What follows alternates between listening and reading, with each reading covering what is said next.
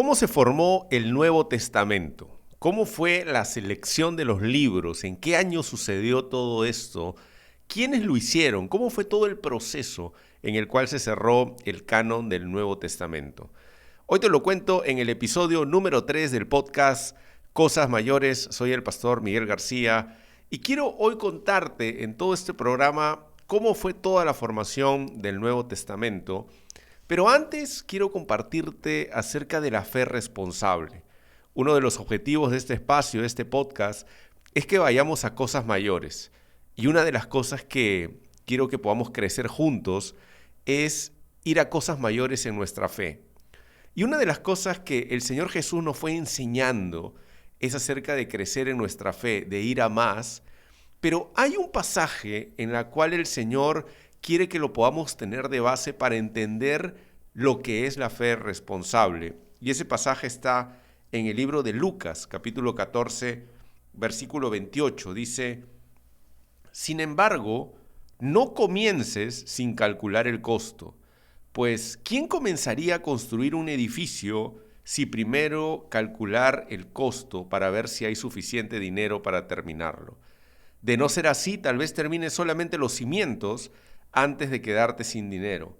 Entonces todos se reirán de ti y dirán: ahí está el que comenzó un edificio y no pudo terminarlo. El Señor Jesús con este mensaje no quiere que vivamos en lógica, no quiere que vivamos por vista, quiere enseñarnos equilibrio. Él quiere enseñarnos lo que es la fe responsable, porque se puede malentender la fe como algo en la cual nos mandamos a hacer algo y decir: Dios lo va a hacer, Dios dice en su palabra, pedid y se os dará. Y empezamos muchas veces a meternos en cosas que están fuera de la voluntad de Dios, y muchas veces queremos hacer cosas en las cuales, como dijo el Señor Jesús, proyectos, cosas en las cuales podemos terminar mal, proyectos financieros, proyectos personales en las cuales podemos terminar en más problemas de los que empezamos. El Señor Jesús quería que entendamos el equilibrio. Por eso, para crecer en nuestra fe, debemos de entender esto que Jesús nos enseñó, de lo que es el equilibrio entre la fe y la responsabilidad. Y el Señor Jesús, mira que no es una historia que nos enseña un apóstol, un maestro, nos enseña el mismo Señor Jesús. Él mismo, el autor y consumador de la fe. Él nos enseña a evaluar en qué momento estamos, en qué situación estamos, con qué recursos contamos. En todo sueño y en todo plan que tengamos, intervenimos nosotros e interviene el Señor. Nosotros hacemos nuestra parte y Él hace su parte. Entiende una cosa: Dios es un Dios de procesos. La creación es la huella de Dios. Y todo tiene un proceso de formación. Se forman los bebés en el vientre de la madre, los frutos. No existe un niño que nace y es adulto instantáneamente. No existe una semilla que tú siembras y mañana ya está el fruto. El Señor Jesús dice claramente: no comiences sin calcular. Y en ese cálculo debe haber una fe responsable. Tu parte, poniéndola a nosotros, pero también creyendo en ver la mano de Dios. El Señor habla de los recursos, el dinero. Para todo plan necesitamos recursos. Si tú tienes un grupo de conexión, una fe responsable es trabajar y creer que en un año puedes llegar a una cantidad de discípulos y multiplicarlo por 5, por 10 y tener una fe correcta. No decir: hoy estoy comenzando mi grupo y ya dentro de un mes voy a llenar un estadio.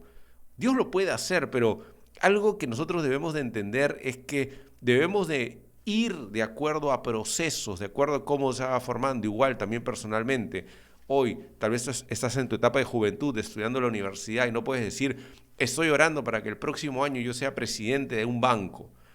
Entiende los procesos. Y Jesús nos habló acerca de los equilibrios. Por eso, como cristianos, debemos de manejarnos en un equilibrio, en ser esforzados, en ser valientes, en ser planificados, en ser buenos administradores de lo que tenemos. Pero también súper importante es creer que Dios puede abrir puertas y que Dios puede hacer cosas sobrenaturales a pesar de las circunstancias. Podemos estar en un momento difícil políticamente, económicamente, pero en medio de esa crisis Dios te puede prosperar. Entonces es importante estar en las dos partes, ¿no? No decir: yo no me voy a esforzar, yo no voy a buscar nada, pero Dios va a prosperar mi vida. Esa es una fe totalmente irresponsable, esa es una fe desequilibrada. Tenemos que poner nuestra parte y Dios va a poner su parte. Es más, Dios no pone su parte si nosotros no ponemos nuestra parte. Cada milagro en el cual el Señor Jesús, por ejemplo, multiplicó los panes, se vio un esfuerzo de los discípulos y es donde Dios, de acuerdo al esfuerzo de los discípulos, multiplicó los panes. Empezaron a buscar, se encontraron 5 panes, 2 pescados y se multiplicó todo. Cuando Jesús convierte el agua en vino, no lo convirtió mientras los discípulos estaban sentados, sino hizo que llenen las tinajas de agua y se multiplica el agua en vino. Por eso, o se convierte el agua en vino. Por eso es tan importante que el Señor Jesús mire en nosotros, Dios mire en nosotros nuestro esfuerzo, nuestra planificación, nuestra valentía y podamos ver el milagro. Tengo una fe responsable, querido amigo, querida amiga que hoy estás escuchando el podcast. Así que quería comenzar este episodio número 3 de hoy hablándote acerca de la fe responsable y que podamos tener esta historia que Jesús nos enseñó acerca de esta construcción de esta torre, de calcular los gastos, porque parece que Jesús nos está enseñando a ser lógicos, a vivir por vista. Pero el Señor Jesús no nos está enseñando eso. Nos está enseñando a tener una fe responsable, una fe equilibrada, porque a veces simplemente por tener una fe de actuar de una manera sin planificación, terminamos mal, terminamos arruinando un negocio, nuestra economía, nuestra vida personal. Así que seamos equilibrados y vivamos como el Señor Jesús nos enseñó en Lucas capítulo 14. Ahora, ¿cómo se forma el canon del Nuevo Testamento? ¿Cómo es el proceso en el cual el canon del Nuevo Testamento se definió ya? Es un proceso más corto de lo que fue la formación del Antiguo Testamento, que como te conté en el episodio anterior, duró más de 1000 años. Esto duró aproximadamente 300 años, pero 300 años ya en su oficialización, como se diría. Para entender un poquito, la Iglesia en sus primeros 3 siglos, en sus primeros 300 años, vive etapas muy difíciles de persecución, empieza a vivir etapas de crecimiento, donde empiezan a ir por todos lados y eso ayuda a la propagación del Evangelio. Y empieza a haber muchas reuniones en las casas, por todo lugar. Empieza a haber también una organización, empieza a suceder después de algunos años, empieza ya a haber una organización. El apóstol Pablo va dejando una organización de alguna manera, pero empieza a haber una organización bastante multiforme, pero tiene de alguna manera una estructura parecida, ¿no? Empieza a haber un líder principal en la iglesia, lo que viene a ser un pastor o un obispo. Empieza a haber los presbíteros, que era un término que se usaba en esa época, que eran líderes también principales en la iglesia. No era el líder principal, pero ellos eran los maestros, eran personas de autoridad. Y habían los diáconos, que eran personas un poco más maduras en la fe, que eran los que servían, ¿no? Los que servían en todas las cosas de la iglesia y ayudaban. La iglesia se empieza a estructurar de esa manera. La iglesia no tenía un liderazgo principal, ¿no? La iglesia estaba por muchas ciudades, pero no tenía un liderazgo único, no había el pastor principal de la iglesia cristiana. Era un liderazgo muy descentralizado. Estaba el líder de la iglesia en Roma, el líder de la iglesia en Alejandría, en Egipto, el líder de la iglesia en todas las ciudades donde se había propagado el Evangelio, y empiezan a usarse las primeras cartas en todas las iglesias, empiezan a ser leídas.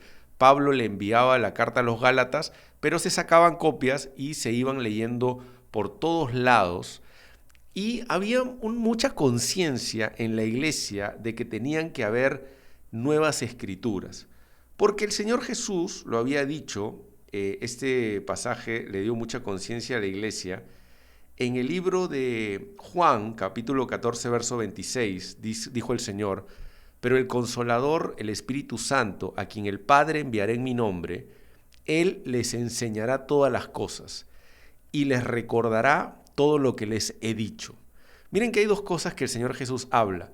Van a haber nuevas cosas que va a enseñar, ¿no? El Espíritu Santo, Él les enseñará todas las cosas, pero les va a recordar también las palabras del Señor Jesús. Entonces, en la formación del Nuevo Testamento intervienen mucho las palabras del Señor Jesús que van siendo escritas en los evangelios, pero también nuevas cosas que el Espíritu Santo va hablando a través de los apóstoles, a través de Pablo, de las cartas de Pablo, de las enseñanzas de Pedro, de las que escribe Juan, de las diferentes cosas que se van escribiendo.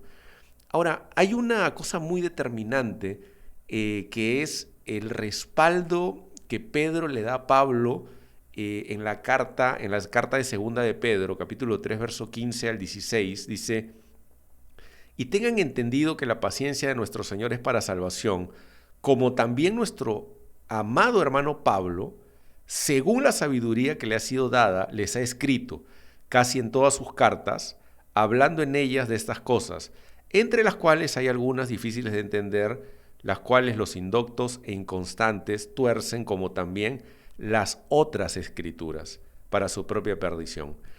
Este pasaje de Pedro le da un gran respaldo a las cartas de Pablo porque equipara de alguna manera lo que Pablo estaba escribiendo a las escrituras, que en ese tiempo se consideraban las escrituras el Antiguo Testamento, pero les da un tremendo respaldo en el primer siglo a que las cartas de Pablo ya podían ser como las escrituras, ya podían como ir viendo un canon, ¿no? Un canon de nuevas cartas.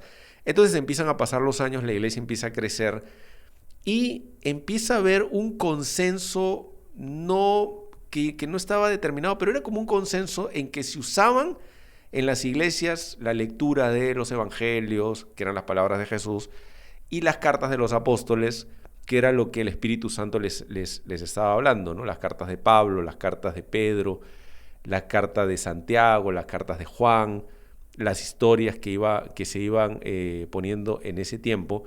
Y la iglesia, aunque no tenía un canon cerrado en los primeros años, recién el canon se cierra a finales de los años 300, exactamente en el año 397, donde hay una reunión de muchos líderes de la iglesia en una ciudad que se llama Cartago, en el año 397 después de Cristo.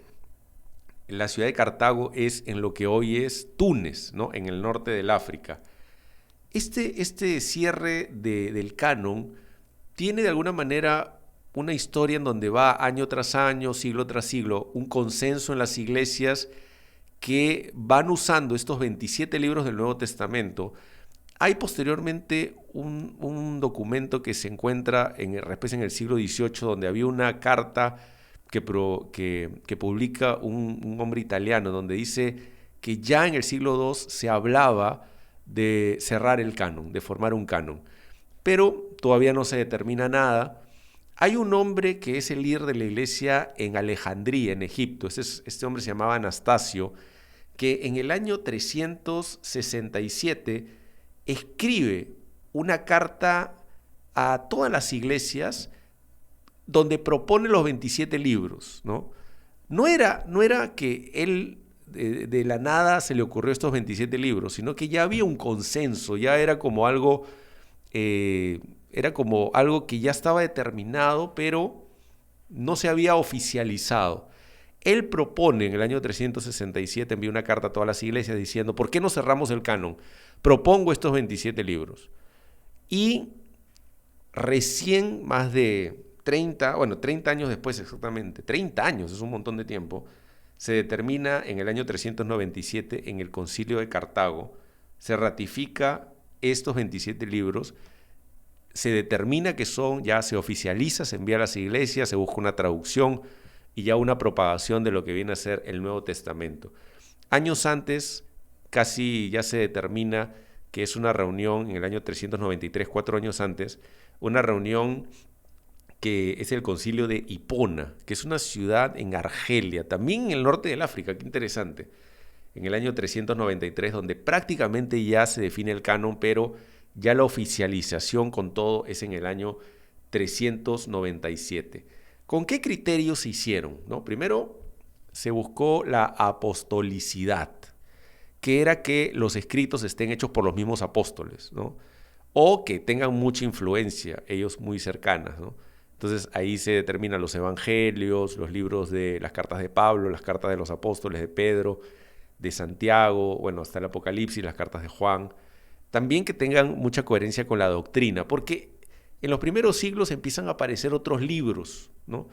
Que quisieron entrar, pero nunca. La iglesia tuvo mucho discernimiento en defender la doctrina. Entonces aparecen evangelios apócrifos, que era supuestamente el Evangelio de Pedro, el Evangelio de Tomás, el Evangelio de Judas, pero no eran los evangelios que habían escrito ellos, sino que empiezan a aparecer de alguna manera y gracias a Dios hubo mucha defensa de la doctrina en esos años. También se determinó que sean libros que tengan uso común y mucha tradición en la iglesia. Entonces ya después de 300 años, estos 27 libros se leían, se enseñaban, ya era prácticamente, como les digo, un consenso prácticamente hecho y con mucha antigüedad. Ahora, una de las cosas que se cree que el primer libro escrito del Nuevo Testamento es el libro de Santiago, que algunos dicen que se escribe muy tempranamente, aún lo ubican en el año 40 después de Cristo, o sea, casi muy cercano al inicio de la iglesia. El primer evangelio que se escribe es el Evangelio de Marcos, que se escribe más o menos en el año 70, y el orden de que se escribió fue, primero se escribe el Evangelio de Marcos, luego el de Mateo, el de Lucas es el tercero, y finalmente el Evangelio de Juan, que es el más tardío, que se escribe casi en el año 90 después de Cristo. La primera carta del apóstol Pablo es la carta a los tesalonicenses. Es la primera carta que escribe Pablo a las iglesias, o a la iglesia tesalonicense, primera de Tesalonicenses. Y la última carta que escribe Pablo es la segunda carta a Timoteo, ¿no? Es la famosa carta donde él dice, he acabado la carrera, ¿no? Donde ya se cree prácticamente que ya está a punto de morir, ¿no? De alguna manera el Señor le revela de que ya es su tiempo de partida. Y el último libro en ser escrito, se cree que son los últimos, los libros que escribe el apóstol Juan, el Apocalipsis o la tercera carta de Juan. Curiosamente, el libro de Apocalipsis es el libro más cuestionado en ser aceptado en el Nuevo Testamento porque tenía mucho simbolismo, pero el hecho que lo haya escrito el apóstol Juan, que es lo que se cree, ¿no? Algunas personas afirman de que es otro Juan, pero el hecho que lo haya escrito el apóstol Juan obviamente le daba mucha firmeza a haber sido considerado dentro del canon del Nuevo Testamento. Así que bueno, eso ha sido hoy el episodio número 3. Les he hablado acerca de la fe responsable y cómo se formó el Nuevo Testamento. Así que bueno, los espero la próxima semana en el 4.º episodio ya del podcast Cosas Mayores. Dios los bendiga.